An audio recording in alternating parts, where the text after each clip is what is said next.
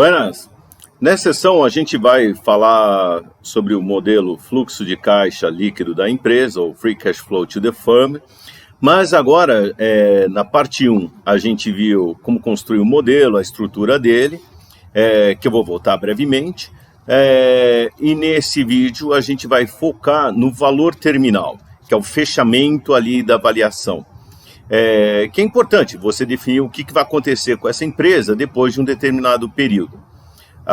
Tem até o vídeo sobre a curva S. A curva S diz justamente quais são as várias fases que a empresa passa na sua criação de fluxo de caixa, até chegar o período do crescimento estável.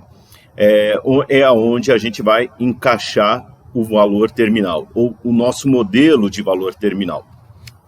Aliás, em muitos casos, o valor terminal chega a representar algo entre 80% a 90% do valor total que a gente chegou para aquela empresa, ou até para aquela ação. Eu até gosto de dizer que você deveria gastar 2 dias construindo o modelo e 1 semana ou 2 só pensando no valor terminal. Afinal, se tem um peso tão grande esse valor terminal, a gente deveria gastar mais tempo nele, pensando, pesquisando, antes de colocar qualquer coisa lá. Até porque qualquer detalhe vai causar uma grande sensibilidade no valor que nós estamos chegando hoje. Então vamos lá, vamos discutir o valor terminal dentro do modelo Free Cash Flow to the Firm. Antes, só para relembrar, o modelo FCFF, ele vai avaliar a empresa como um todo, então a gente está falando aqui, avaliar o negócio como um todo. A gente projeta os fluxos que foram construídos desta maneira, então projeta receita, projeta custo, despesas, chega no resultado operacional o EBIT, tira o imposto e chega no lucro operacional depois dos impostos, ou chamado NOPAT, tira os investimentos da empresa, investimento já líquido, ou seja, os gastos de capital, máquinas, equipamentos, instalações, assim por diante, softwares, soma de volta de depreciação e amortização do intangível, que não são saídas de caixa, e tira os investimentos de capital de giro até chegar no Free Cash Flow to the Firm. A gente vai usar muito esta parte aqui do investimento líquido total. Então, não vou embora. E principalmente aqui, para perpetuidade. Então, vamos lá, discutir o valor terminal, as várias alternativas que a gente tem. A primeira é a liquidação. Liquidação quer dizer, eu vou terminar a empresa a partir de determinado período, na data N. Então, voltando aqui, projetei aqui os vários fluxos e na data N aqui que eu especifiquei. Essa data N vai depender justamente de como está o desenvolvimento da empresa. Pode ser daqui a 5 anos, 7 anos, 10 anos, 15 anos. Por isso que é importante entender qual que é o fluxo, ou melhor, o desenvolvimento dos fluxos de caixa desse negócio, através lá da curva S. Mostrando aqui para vocês a curva S, só para relembrar, está no outro vídeo. Se você começa de uma startup, você está aqui na data 0, você só tem investimento, só tem gastos, aí começa a crescer, até que chega numa fase que a gente chama de crescimento estável, onde aí a gente pode colocar o valor de liquidação, seja uma perpetuidade, seja um múltiplo, seja realmente a liquidação, que fala assim, esse negócio não vai ter grandes perspectivas para o futuro, vamos liquidar e aí a gente começa depois outro negócio. Então, montar essa curva S antes, inclusive, de montar os fluxos de caixa é essencial. Muito bem. Então, voltando aqui, nesse valor de liquidação, a gente pode apurá-lo tanto ligando para empresas que compram equipamentos usados, imobiliárias, perguntando sobre o prédio, por quanto ela compraria esse prédio e tal, e a gente liquidaria, Ou a gente pode, e esse é um dos caminhos mais fáceis, ir para o lado contábil. O que seria o valor de liquidação sobre a ótica contábil? Nesse nosso caso, seria pegar o total de ativos, o ativo total, e subtrair dele aqui o passivo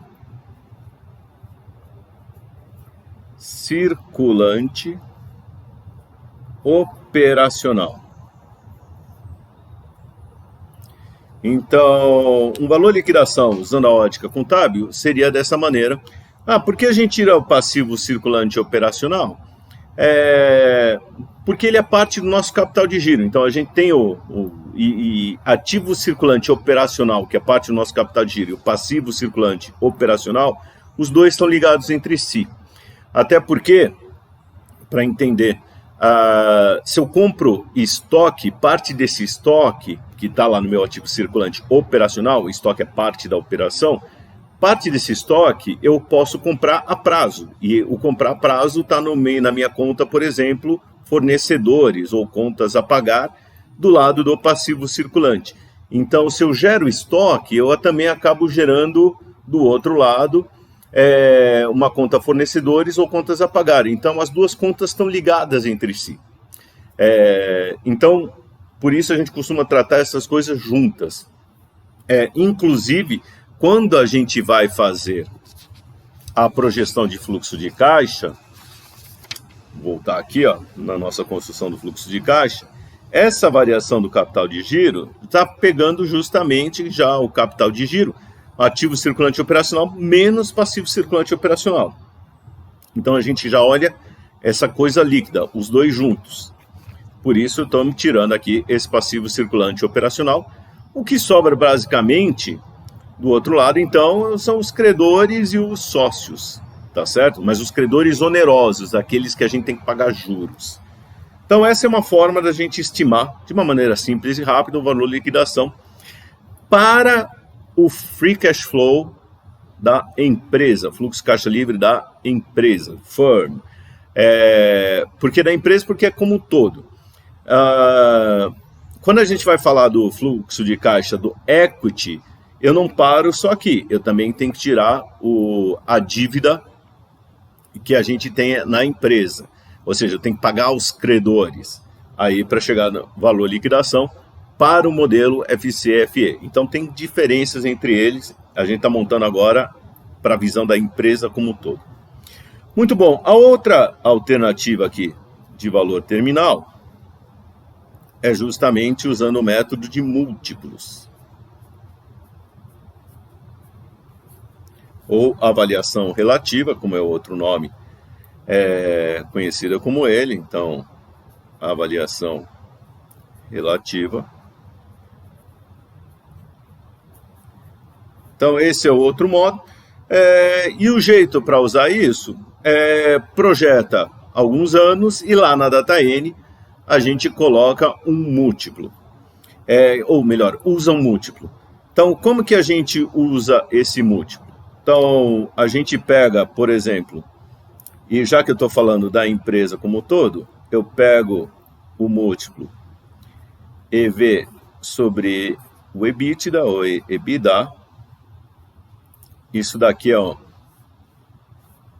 uma média de uma amostra. Essa amostra pode ser do setor, é importante que seja de empresas comparáveis, tá ok? E a gente vai multiplicar isto daqui. Você pode projetar esse múltiplo lá para frente, você pode usar o atual, aí depende qual a história que você vai contar.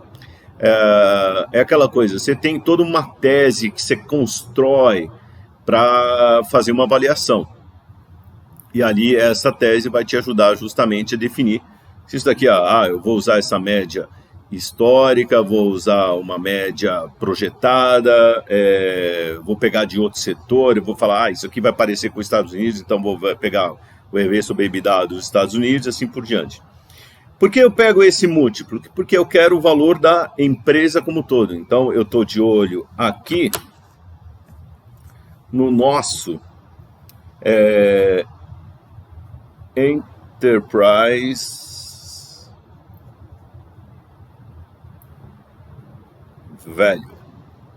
Então é o nosso EV. Só uma curiosidade, você pode escrever Enterprise, E-T-E-R ou E-T-R-E.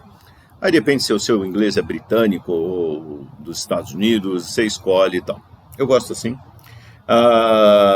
E aqui a gente vai multiplicar, e aqui é o detalhe, pelo EBITDA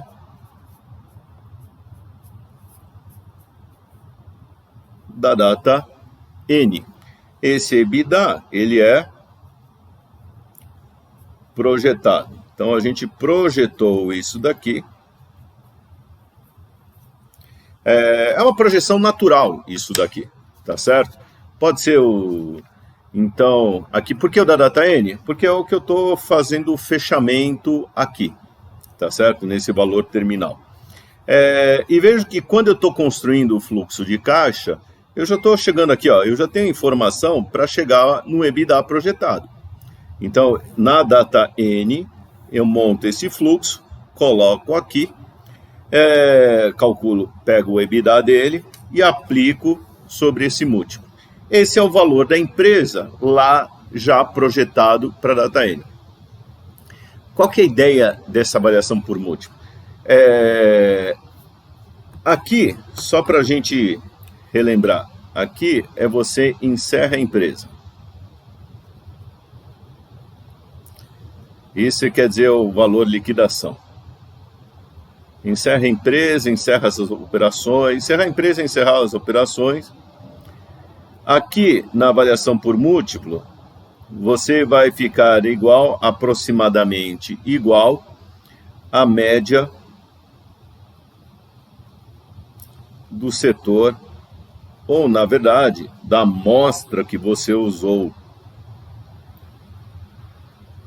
Então, quando eu estou usando esse múltiplo, é como se eu falar o seguinte: olha, eu vou chegar lá na data N, essa minha empresa vai estar valendo como a média do setor. Ela não vai ter nenhuma grande vantagem competitiva que a difira dos demais, ela não vai estar abaixo também, ela vai estar lá na média. Então ela vai ficar, passei 5, 6 anos, 10 anos, ela vai estar lá na média. O povo do Private Equity trabalha muito com fechamento nessa base aqui, de valor, usar o múltiplo. Porque é uma coisa que é defensável, que você fala o seguinte: olha, legal, a empresa vai crescer, tá, mas não quer dizer que ela vai ser a melhor de todas. Não, ela vai estar... eu consigo transformar ela numa empresa que está na média. Então, assim, eu crio valor durante um período, criei valor, depois desse valor, essa empresa vai estar com o mesmo desempenho das demais. Que não é problema nenhum. Afinal, ficar batendo recorde e tal não é uma coisa fácil. Então, o setor do Private Equity, ele fica justamente, ele fala, ó, vou criar valor aqui, ó, um acelerado aqui, depois estou lá na média e ficamos nessa, e estamos na boa. Vamos ser amigos e tal. E aí vem o fechamento, através da avaliação pela perpetuidade. Então, na perpetuidade,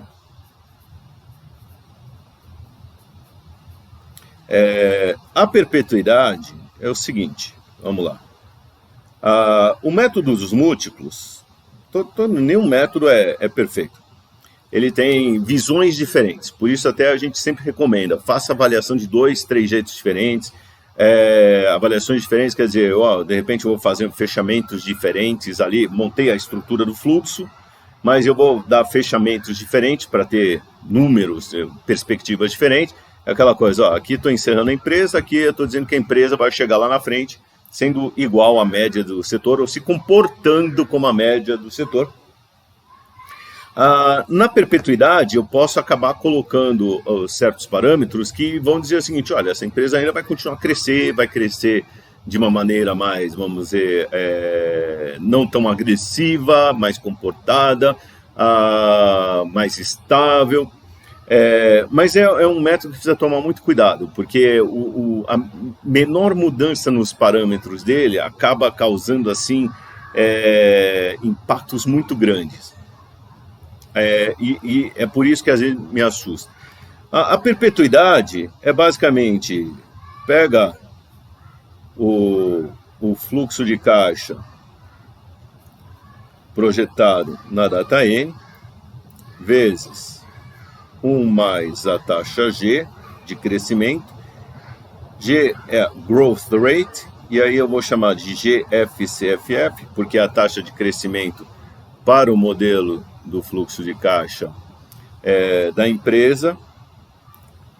Tudo isso dividido pelo WACC menos WACC, o custo médio ponderado de capital.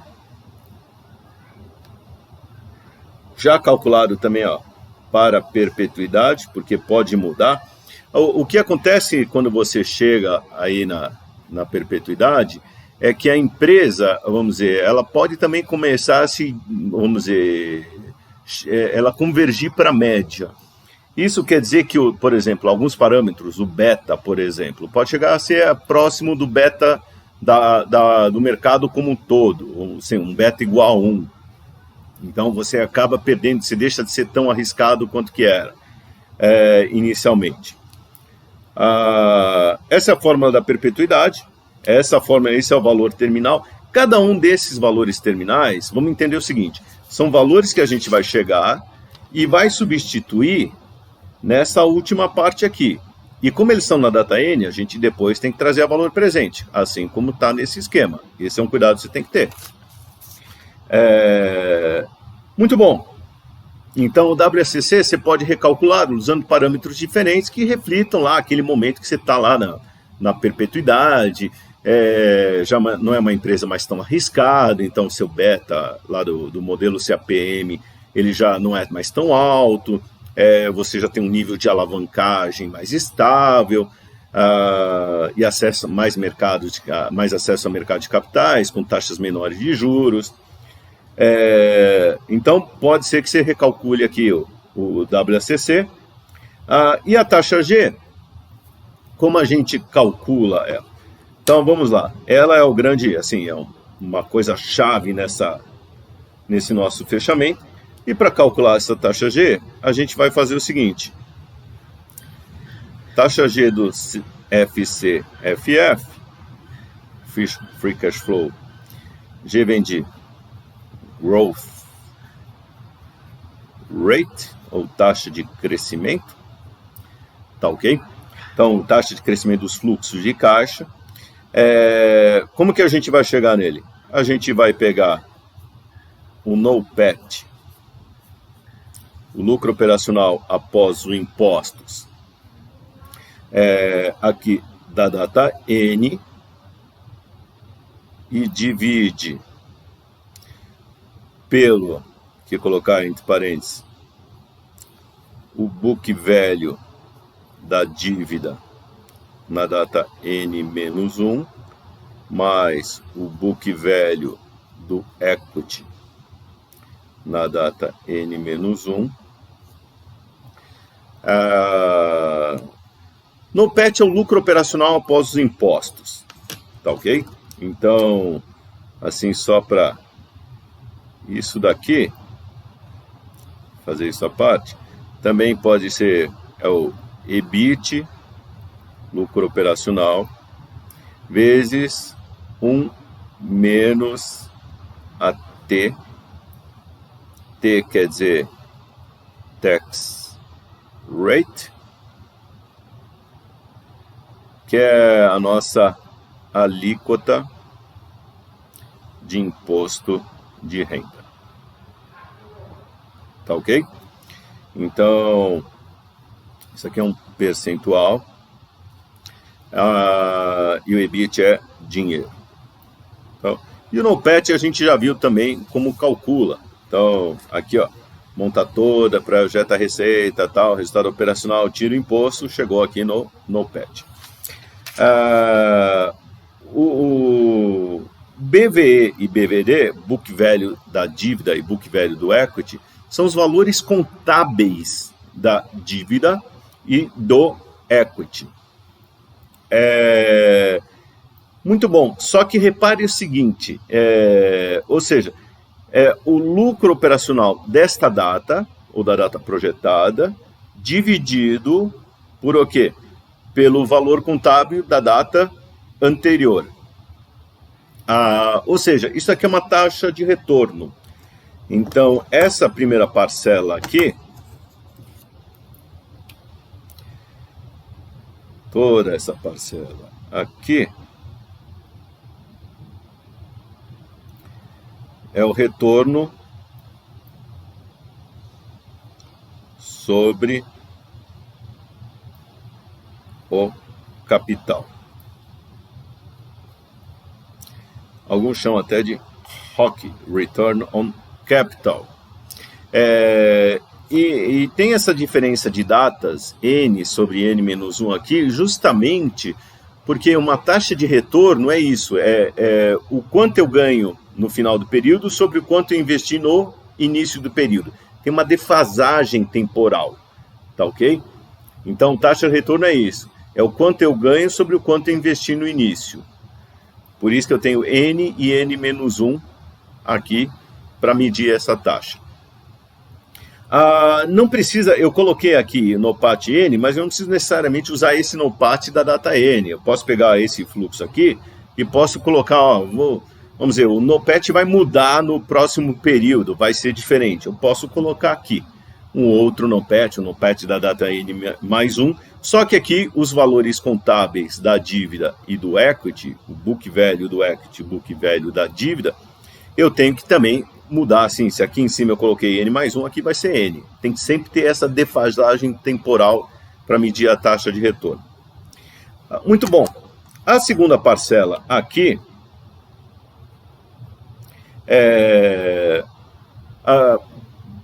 para quem viu o vídeo sobre o modelo de dividendos do Gordon, que é a base, inclusive, aqui da perpetuidade, a perpetuidade, a ideia dessa forma surge lá no modelo do Gordon, no modelo de dividendos Gordon. Então, quem tiver curiosidade, vai lá e dá uma olhada no vídeo. Aí vai ver a origem dessa fórmula. A taxa de crescimento G é dada justamente pela taxa de retorno vezes a taxa de reinvestimento. Então, o que falta a gente colocar aqui é uma taxa de reinvestimento. E o que é taxa de reinvestimento? Aí, vamos lá. É o quanto a gente investiu. Quanto que a gente vai investir? Vou voltar aqui para o fluxo. E está aqui, ó.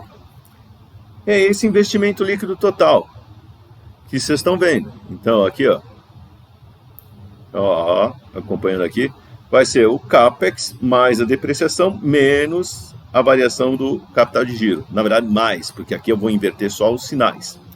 Mas esse daqui é o investimento líquido. Então, aqui vai ser o quanto eu estou investindo. Vai ser CAPEX menos a depreciação mais a variação do capital de giro. Então, esse daqui é o total de investimento que a gente vai fazer. E o que é uma taxa de investimento? É o quanto eu estou investindo sobre... tudo na data N, tá certo? São os novos investimentos aqui, ó. Sobre o quanto tinha de dinheiro disponível para investimentos, que é o NOPAT. Então, essa aqui, na data N. Isto daqui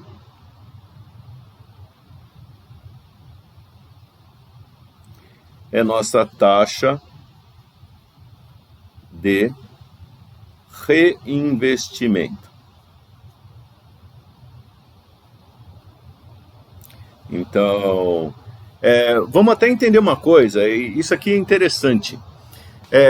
Quando uma empresa tem essa taxa de reinvestimento igual a zero, não quer dizer que ela não investe. Quer dizer que o que ela está investindo é para cobrir basicamente a depreciação. Então, uma empresa madura, o que acontece?